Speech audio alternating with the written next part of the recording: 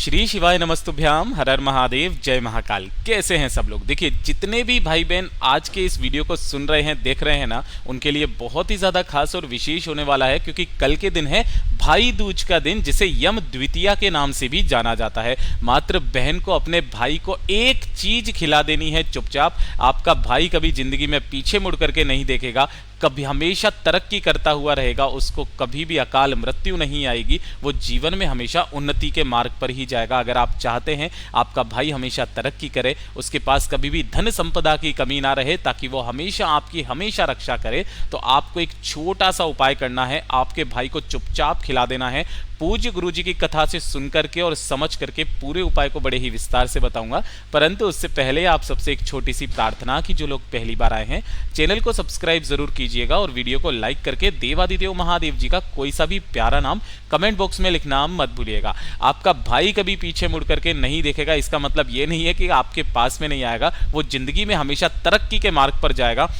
उसे कभी अकाल मृत्यु नहीं होगी, शनि के कारण उसे कोई शनि की ढैया नहीं होगी, 7.5 कभी उसे नहीं सताएगा, हमेशा वो जीवन में आगे बढ़ेगा। इस पूरे वीडियो के अंदर हम लोग 3 महा उपायों के बारे में बात करेंगे, जो कि भाई दूज के दिन किए जाते हैं, यम द्वितीया के दिन किए जाते हैं। तो इन उपायों को जरूर करना। सबसे पहले बात करते हैं पहले वाले उपाय की। पहला वाला उपाय किन लोगों को करना है, ध्यान से सुनना। बहन भाई का ये जो उपाय है ना, प्रत्येक बहन को अपने भाई के लिए जरूर करना चाहिए। आप सभी को पता है भाई दूज का दिन बहुत ही ज्यादा पवित्र होता है। दीपावली के 2 दिन बाद में मनाया जाने वाला ये जो दिन होता है ना, अपने भाई बहनों के लिए, लंबी आयु के लिए, साथ ही साथ उनकी तरक्की के लिए, उनकी उन्नति के लिए होता है। आपको अपनी थाली में 2 से 3 चीजें जरूर रखनी चाहिए। सबसे पहले मैं आपको उन चीजों के बारे में बताऊंगा, उसके बारे में खिलाने वाली बात पर आते हैं। आपको अपनी थाली के अंदर एक तो नारियल, देखिए आपको पता है बहुत अच्छी बात है, लेकिन नारियल जो जटा वाला होता है वो, और साथ ही साथ थोड़ी सी मिश्री आपको पूजा की थाली में जरूर रखना है। और बाकी पूजा की थाली में जो आप रखना चाहो, पान सुपारी, हल्दी, कुमकुम चावल और रोली मोली जो होती है, इसे आपको जरूर रखना है। फूल थोड़े से भाई पर छिटकने के लिए और थोड़ा सा मुंह मीठा कराने के लिए इन्हें जरूर रखना, ठीक है।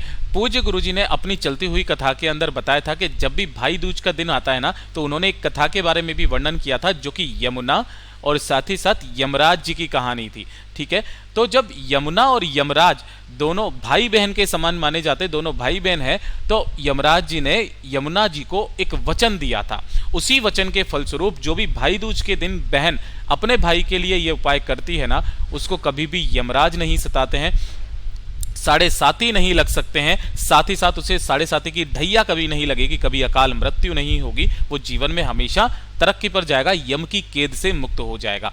इसके लिए क्या करना होगा कि जब भी आप अपने भाई की पूजा करेंगे ना भाई दूज के दिन, तो आपको अपने भाई के मस्तक पर एक तिलक जरूर लगाना है, ठीक है। वैसे तो सब लोग लगाते हैं, लेकिन एक चीज का ध्यान रखना कि भाई का सर कभी भी खाली नहीं रहना चाहिए। तो या तो इस वाले सर के ऊपर रुमाल वगैरह रख लें, कुछ भी। अगर रुमाल वगैरह कुछ नहीं है ना, तो आप एक कलावा जो होता है, जो आपने थाली के अंदर लिया है, थाली के अंदर का एक कलावा लेकर के अपने भाई के मस्तक पर डाल करके ही इस तिलक को जरूर लगाएं। और तिलक को लगा देने के पश्चात चावल जरूर लगाना, वरना आपका ये जो तिलक का जो पुण्य होता है आपके भाई को नहीं जाता है, ठीक है। तो आपको अपने अंगूठे से ऊपर की तरफ बढ़ता हुआ तिलक लगाना है। सबसे पहले गुरुदेव ने कहा, जो अपने मस्तक पर अपनी बहन के हाथ से तिलक लगवा लेता है, पहली चीज वो यम की कैद से मुक्त हो जाता है, वो यम की कैद में कभी नहीं जाएगा। पहला काम तो ये। और दूसरा गुरुदेव ने बताया कि आपको अपनी बहन के घर का चाहो तो एक दाना कुछ भी, लेकिन भोजन जरूर करना चाहिए। और जो व्यक्ति अपने बहन के घर का भोजन भाई दूज के दिन पूजा के बाद में करके आ जाता है ना, उसे कभी भी 7.5 नहीं सताता है, उसे कभी भी ढैया नहीं लग सकती है। और अपने भाई के हाथों में जब वो जाए, तो एक श्रीफल और मिश्री उसके हाथ में जरूर रखें। आपका भाई जीवन भर तरक्की करेगा, उसे कभी भी कोई समस्या आ ही नहीं सकती है। तो ये तो हो गई उसकी लंबी आयु के लिए, शनि की 7.5 से मुक्त करने के लिए, ढैया से मुक्त करने के लिए, साथ ही साथ यम के कैद से मुक्त करने के लिए। और उसी दिन भाई दूज के दिन ही बहन को अपने ही घर पर एक कार्य जरूर करना है। अपने ही घर पर, कहा जाता है कि दीपावली 5 दिन की होती है, जिसमें सबसे अंतिम दिन भाई दूज का दिन ही होता है, ठीक है ना। तो उस दिन जो भी बहनें हैं वो अपने भाइयों के लिए एक काम जरूर करेंगी। आपको एक दीपक तैयार करना है, चौमुखी दीपक, ये चीज ध्यान रखना। चौमुखी दीपक आपको तैयार करना है और इसके अंदर आपको सरसों का तेल भरना है। किसका तेल? सरसों का तेल आपको भरना है। गाय का घी वगैरह कुछ नहीं भरना, सरसों का तेल। ध्यान रखना, जब भी आप इसे लगाएंगे ना तो आपको यहां पर 4 बत्तियां लगानी है इसके अंदर। 1 बत्ती, 2 बत्ती, 3 बत्ती और 4 बत्ती, चारों की चारों लंबी बातियां लगेगी, ठीक है ना। और इस दीपक को बोला जाता है यम दीपक। इस दीपक को उठा करके भाई दूज के दिन आपको, बहनों को, अपने घर के बाहर, जो बिल्कुल बाहर आता है ना, अपने घर के बाहर कहीं पर भी आपको यहां पर उस चौमुखी दीपक को लगा देना है। किनके नाम से? यम के नाम से। यम के नाम से अपने भाई की लंबी आयु की कामना करते हुए भाई दूज के दिन जो बहन 4 बत्ती का दीपक अपने ही घर के बाहर लगा देती है, उसके भाई की आयु दिन ब दिन लंबी होती चली जाती है। पूज्य गुरु जी का बहुत ही अद्भुत उपाय है, जरूर कीजिएगा। लेकिन साथ ही साथ एक चीज ध्यान रखना, जब भी आप इस यम के दीपक को लगाएंगे ना, इसके अंदर एक लौंग का जोड़ा जरूर डाल देना। लौंग का जोड़ा आपको जरूर डालना है, ठीक है ना। आपके भाई की आयु सदैव लंबी रहेगी, उसे कभी भी अकाल मृत्यु नहीं आएगी। ये हो गया दूसरा उपाय। बात कर लेते हैं भाई दूज के दिन करने वाला तीसरा उपाय, जो कि होता है मनोकामना पूर्ति का उपाय। मनोकामना पूर्ति के लिए आप सभी को बात पता है कि महादेव जी ने ही भगवान विष्णु की और माता लक्ष्मी जी की शादी करवाई थी। और उस शादी के दौरान ये कहा जाता है, और पुराणों में भी लिखा हुआ है, शिव महापुराण में भी लिखा हुआ है, कि जो माता लक्ष्मी है वो भगवान शिव की बहन स्वरूप है, ठीक है। तो आपको एक छोटा सा उपाय करना है आपकी मनोकामना पूर्ति के लिए भाई दूज के दिन। अगर आपकी कोई मनोकामना, कोई दिल की बात, कोई हृदय की बात अधूरी है, काफी समय से पूरी नहीं हो रही है, तो आपको 1 लोटा शुद्ध जल अपने घर का लेना और इसके अंदर 2 से 4 बूंदे गंगा जल की जरूर मिलाना। किसकी? गंगा जल की। ये वाला लोटा लेकर के आपके आसपास जो भी भगवान श्री हरि नारायण विष्णु जी का स्वरूप का मंदिर हो, जहां पर लक्ष्मी के तौर पर वो भी विराजमान रहे, माता लक्ष्मी भी, जैसे कि राधा कृष्णा के मंदिर आप जा सकते हैं, लड्डू गोपाल जी का मंदिर है, वहां आप चले जाना।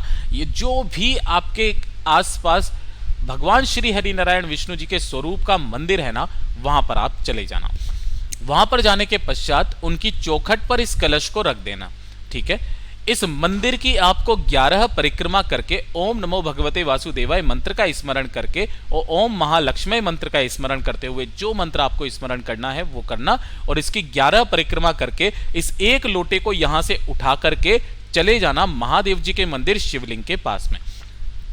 जैसे ही आप यहां पर पहुंचेंगे, उत्तर दिशा नॉर्थ डायरेक्शन की तरफ मुंह करके खड़े हो जाना है। जो पूजा अर्चना करनी है वो पहले कर लेना, और जो कलश आपने उस मंदिर में रखा हुआ था भगवान नारायण जी के सामने, माता लक्ष्मी जी के सामने, उस वाले कलश को आपको दोनों हाथों से पकड़ के पूरा का पूरा जल महादेव जी की शिवलिंग पर समर्पित करना है।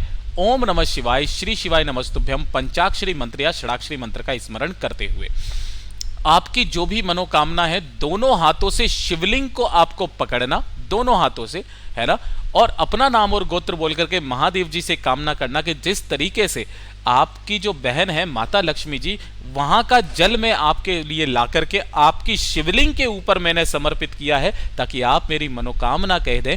जो भी माता लक्ष्मी जी का जब आप जल वहां से उठा करके भगवान शिव पर समर्पित करते हैं, तो सीधा सीधा माता लक्ष्मी जी महादेव जी से कहती हैं कि जिस व्यक्ति ने मेरे यहां पर जल रख करके आपके यहां पर जल समर्पित किया है, उसकी जो भी मनोकामना हो, चाहे कितनी भी बड़ी मनोकामना हो, उसे जल्दी से जल्दी पूरा जरूर करें।